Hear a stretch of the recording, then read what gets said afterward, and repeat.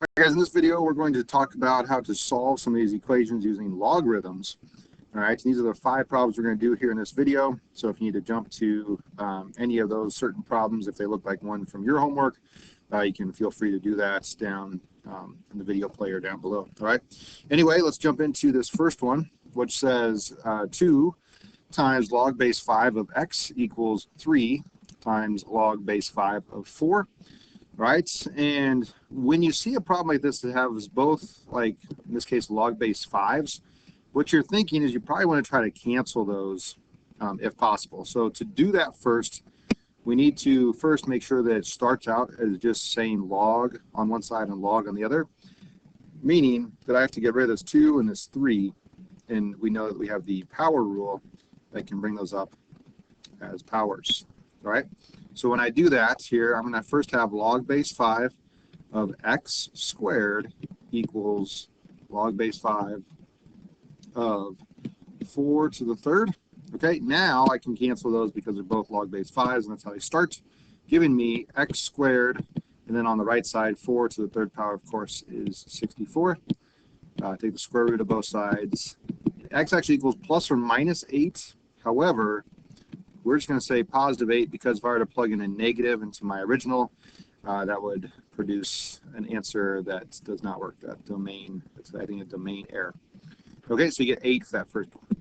Number 2 says log of 2x minus log of x minus 3 equals 1. I wanted to do one like this because here you can put these together just fine, but you got to remember when it's just the common log, the base on this, there is no base currently. The base is going to be 10. Okay, so let's put this together using division first. Remember, we have that property that says we can, if they're being subtracted, we can divide them with just one log. So if I just write it as one log, this is going to be log of 2x over x minus 3. Okay, it still equals 1. But again, I'm going to put in this, I'll use a different color. I'm going to put in log base 10 down here. Okay, that's important because if it is log base 10, maybe I'll throw some parentheses, of the 2x over x minus 3. Then I can rewrite this as an exponent and say 10 to the first equals 2x over x minus 3. All right, and then the left side, 10 to the first, of course, is just 10. And let's make this maybe a proportion. That might be the easiest way to solve. If I make this 10 over 1 and then cross multiply, 10 times x minus 3 is 10x minus 30.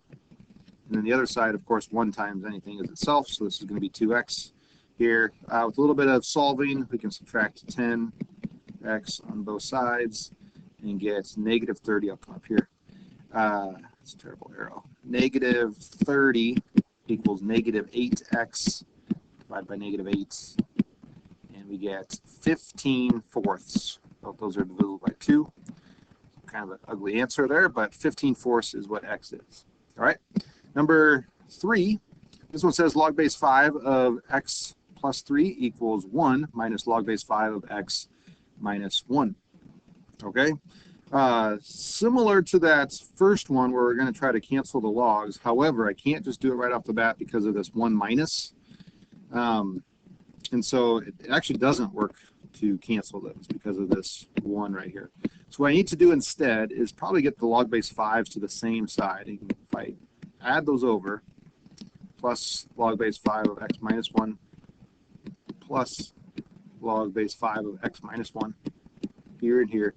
On this side, of course, we're going to cancel. On the other side, I'm just going to rewrite this and get log base 5 of the original x plus 3.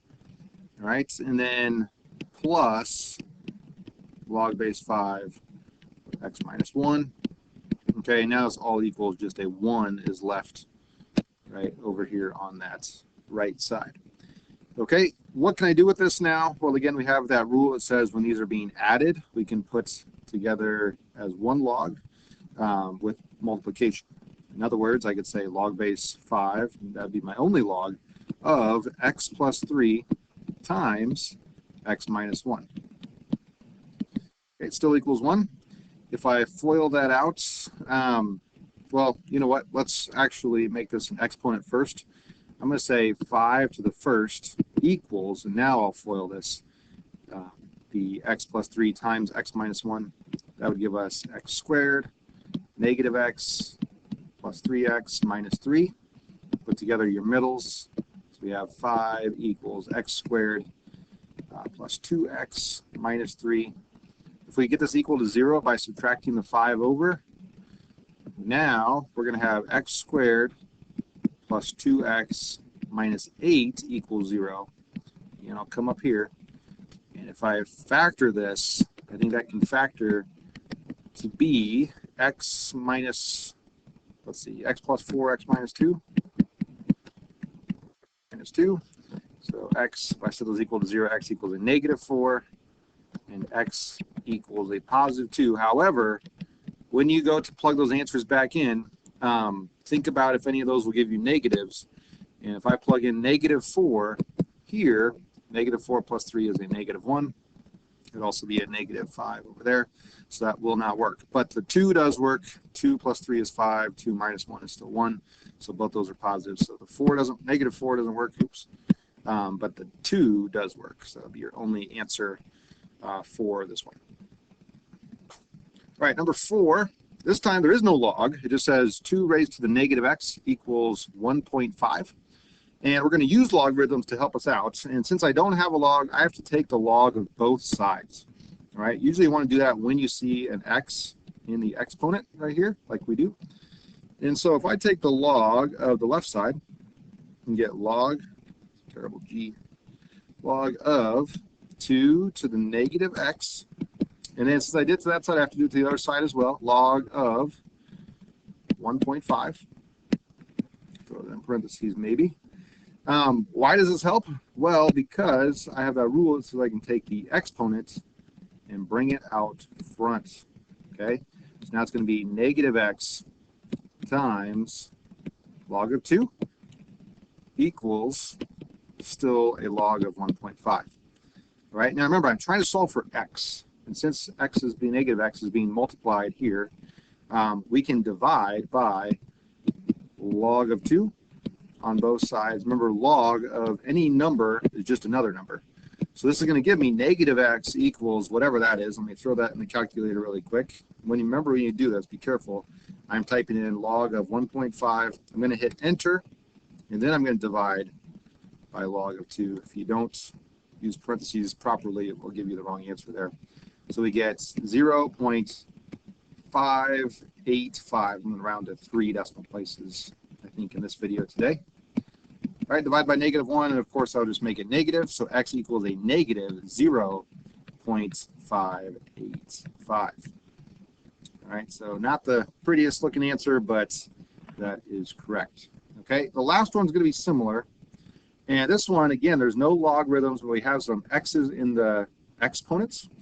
And so, again, I'm going to take the log of both sides here and get log of 2 raised to the x plus 1 equals, again, I have to take the log of both sides, log of 5 raised to the 1 minus 2x. Again, that's helpful because I can bring these exponents down in front using our power property. However, when you do that, you might want to throw those in parentheses. You probably should, because we'll eventually have to distribute these logs in as well. So again, 1 minus 2x in parentheses times log of 5. Okay? Then if I distribute this kind of backwards into there like that, that's totally fine to do. I'm going to try to keep these as logs as long as possible so I can avoid some rounding errors. But this is going to give me, I think, x log of 2 plus just log of 2 times 1 is still log of 2. And then on this side, 1 times log of 5 is still log of 5. And then the negative 2x times log of 5. This one I might want to type in the calculator, just do negative 2 times log of 5. And this gives me negative 1.398. Rounding to 3 decimals in this video. Okay, and that also has an x with it. So I did this one because it has an x. All right, I probably could have done this one as well. Anyway, if you look at just kind of what we have here, I'm going to use some colors to help us out. We have 2 terms with x's, and then 2 terms that are just numbers. Right, log of 2 is just a number, and so is log of 5. So I'm going to try to get my x's together move all the numbers to the other side, divide, and that should give me what my answer is. So here in green, if I add 1.398x over here to the other x, 1 plus 1.398x, what happens? That's going to cancel. If you remember, log of 2, I'm going to write a little note here, is 0.301. So really what I'm doing is I'm taking 0.301x plus 1.398x, adding those things together, 0.301 plus 1.398, and this gives me 1.699x. Right, getting a little bit messy, but that's kind of what happens when you work with logs. I'm just rewriting the rest of it here. Okay, remember log of 2 and log of 5 are just numbers, so I can subtract log of 2. And one of the more common mistakes people do is they say log of 5 minus log of 2 is log of 3, and that's not true. You actually have to figure out what log of 5 is. So I'll use a little arrow here. I'll say log of 5, 0.699.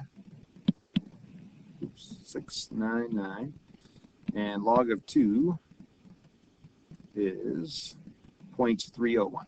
We did that one earlier, 0.301. All right, so on this side we can get 1.699x. On the other side, if I do the subtraction, 0.699 minus 0.301 is 0.398. Again, I'm trying to get my x isolated, so if I divide by 1.699, divided by 1.699, this is going to give me x equals, divided by 1.699, 0.234. Again, it's rounded to just 3 decimal places there, so that one's definitely the hardest one. You have to take the log of both sides, and we had kind of a binomial in both of those exponents, and so that's why this one was tough. Okay, hopefully this video helped you out, and until next time, keep doing your math homework fast and accurately.